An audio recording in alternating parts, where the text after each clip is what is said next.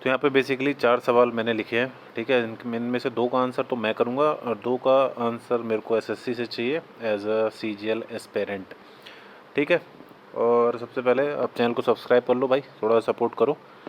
और दूसरी बात ये है कि ये टेलीग्राम ग्रुप है, इसको ज्वाइन कर लो। सीजीएल एग्ज़ाम में जब आपके साथ कुछ गड़बड़ी होगी तो कोई भी आपकी सुनने वाला नहीं होगा, कोई भी बड़ा टीचर। बट इस ग्रुप में आपकी पूरी मदद की जाएगी आपकी बात एसएससी तक रखने के लिए। तो नीचे लिंक है भाई डिस्क्रिप्शन में, ज्वाइन कर लो। 12 तारीख वालों भाई आपको तो बहुत ज़्यादा जरूरत पड़ेगी, ठीक है, तो ज्वाइन कर लो। अब बात करते हैं कि पहले कि 2 सवाल जो आपके हैं, ठीक है। सबसे इम्पोर्टेंट सवाल ये है, इस पर मैं बाद में आऊँगा। पहले 2 सवाल जो आपके हैं उनका रिप्लाई मैं कर देता हूँ। तो पहला ये है कि क्या नेक्स्ट हियरिंग 12 तारीख से पहले हो सकती है, एग्ज़ाम से पहले? तो देखो इसके चांसेस बहुत ज़्यादा कम है ना, क्योंकि आपको पता है 5 6 7 छुट्टी है, फिर 4 दिन बच रहे हैं, 8 9 10 और 11। पर ऐसा नहीं है कि इसमें कोई हियरिंग नहीं हो सकती है। और अगर सर चाहें, जो विनय सर, तो थोड़ा सा जोर लगा सकते हैं। उन्होंने पास्ट में भी चीज़ें ठीक करवाई हैं, आपको पता हो, चाहे सीजीएल 2024 में प्री का रिजल्ट आना हो। और तो हो सकता है कि मैं बोलूँगा कि 30% चांसेस हैं कि एक हियरिंग और हो जाए कुछ दिख करके, बाकी चांसेस तो कम है। अब बात कर लेते हैं कि अब what next in court case, है ना, कि अब आगे क्या। तो अब देखो जो बैक हैंड में कुछ चीज़ें पता चली वो ये है कि मल्टीपल्स पीआईएल फाइल होने की तैयारी हो रही है।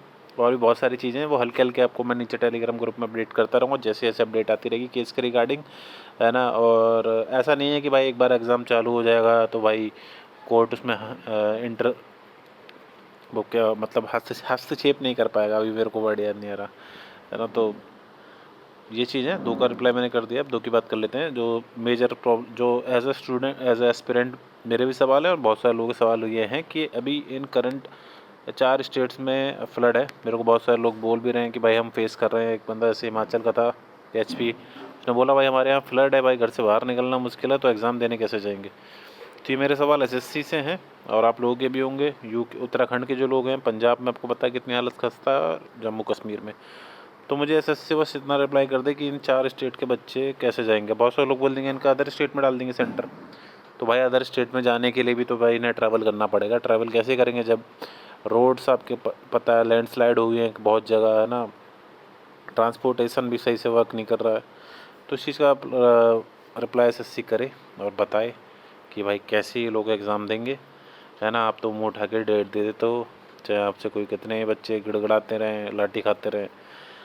क्या चलो वो भी छोड़ो, अगर ये सब भी इन्होंने मैनेज कर लिया भाई, है ना, आने वाले 8 10 दिनों में, है ना। तो सबसे बड़ा जो डाउट है बच्चे की क्रेडिबिलिटी के ऊपर भी है कि मान के चलो आपने एग्ज़ाम दिया सीजल का और आपने पूरे साल अच्छे से पढ़ाई करी है, आपने कंट्रोवर्सी को ज़्यादा देखा नहीं वीडियोस को, है ना, पढ़ाई में ही करते रहे और सारी चीज़ें आपने अवॉइड करी, टीचर्स फाइट वगैरह। आपने अच्छे से एग्ज़ाम दिया, अपने 90 95 क्वेश्चन करीब 90 95 की एक्यूरेसी से सही करके आ गए आप, ठीक है। आप बहुत खुश हो, आप घर में आ गए। और फिर आपको पता चलता है कि कुछ दिन बाद आपके पास एक एसएससी का कहीं मैसेज ना आ जाए कि आपका री एग्ज़ाम होने वाला है।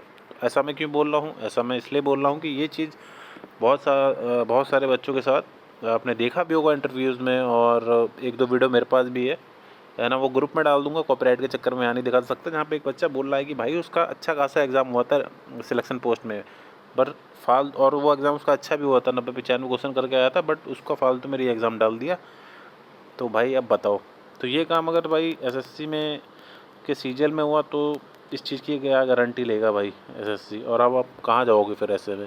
तभी बोल रहा हूँ टीचर टेलीग्राम ग्रुप पर उसको ज्वाइन कर लो, है ना।